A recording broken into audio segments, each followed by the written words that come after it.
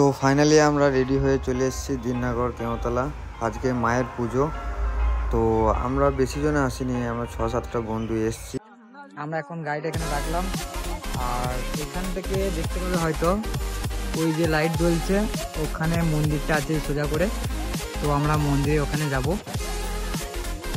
তো তোমরা ভিডিওটা দেখতে থাকো আর সামনে দেখো। তো আমরা দোকানে এসেছি মনটা নেওয়ার জন্য, মনটা নেওয়া হয়ে গেছে। এরপর আমরা পুজো দেবো। চলো মন্দিরের দিকে যাওয়া যাক। তো ফাইনালি আমাদের পুজো দেওয়া কমপ্লিট। এবার বাজি ফাটানো দেখতে যাবো।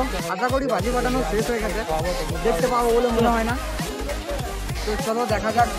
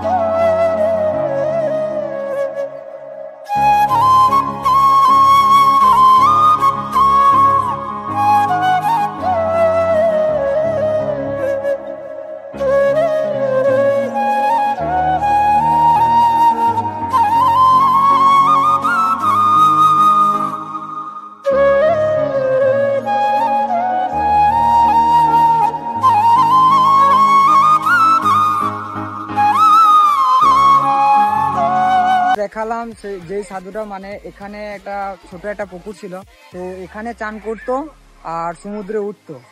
তো ঐতিহাসিক এখনকার দিনে এখনো মানে ওটা শুনে আসছি, স্মৃতি হিসেবে এখনো আছে পুকুরটা। তো তোমাদেরকে পুকুরটাকে দেখাই। এটা হচ্ছে সেই পুকুর যেখানে সাধু বাবা এখানে চান করতো আর সমুদ্রে গিয়ে উঠতো। আর এটা হচ্ছে শিবের মন্দির। এটা যেটা দেখতে পাচ্ছ, এটা শিবের মন্দির, তার পাশেই মায়ের মন্দির। আর এখানে হচ্ছে সেই বাবাটা, মানে যেখানে ধ্যান করতে করতে দেহ ত্যাগ করেছে। তো চলো ভিডিওটা দেখতে থাকো আর সামনে দেখো, সামনে দেখা হচ্ছে।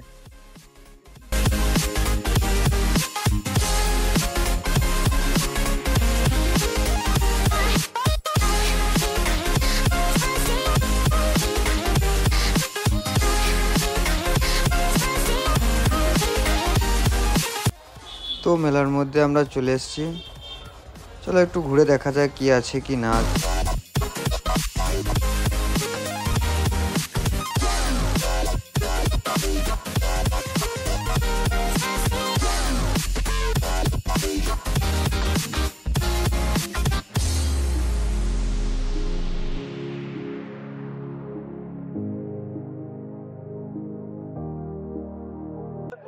তো পুজো ফাইনালি শেষ হয়ে গেছে।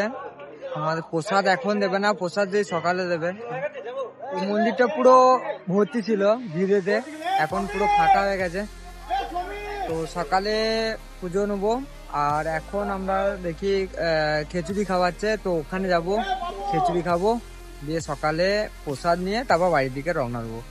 তো ফাইনালি আমরা প্রসাদ খেতে চলে এসেছি। দেখতেই পাচ্ছ এরা সব লাইনে এখন বসে আছি। কবে कौन है ये लोग, कहां से आते हैं? এখন পাবো কোনো ঠিক নাই। তো দেখা যাক কখন পাই না পাই। এখন ঘড়িতে বাজলো 2:30।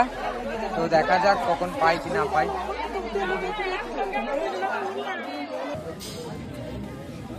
তো ফাইনালি আমরা খিচুড়ি খেতে বসে গেছি, মায়ের প্রসাদ। তো বাকি সব এখানে বসে গেছে ভাইরা।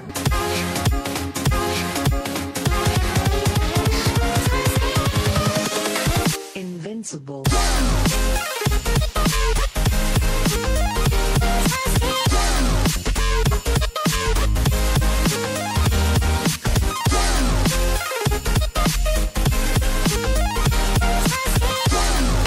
ফাইনালি আমাদের প্রসাদ নেওয়া কমপ্লিট, প্রসাদ পেয়েও গেছি। তো এরপর আমরা বাড়ির দিকে রওনা দেবো।